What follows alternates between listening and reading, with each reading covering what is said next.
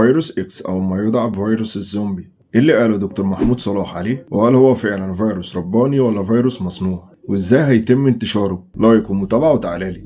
فيروس اكس للأسف هو مش فيروس طبيعي، فيروس يا صديقي من صنع البشر. الفيروس ده مصنوع من مادة اسمها الزيلانين، وفي ناس بتقول عليه الزيلازين، وهو في الأساس بيستعمل أصلا لتهدئة الحيوانات الضخمة. بس للأسف العلماء اللي ما عندهمش لا ملة ولا ضمير خلطوه بمواد مخدرة عشان يخلوا البشر أشبه بالزومبي إذا ما كانوش فعلا اتحولوا لزومبي بعدها.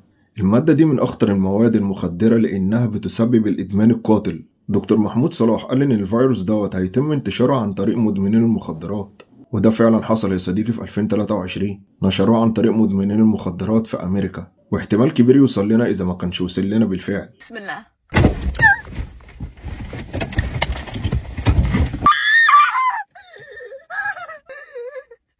لو تعرف أي حد بيشرب مخدرات يا ريت تحذره من المادة ديت، ويا ريت تخليه يبطل أصلا. سلام.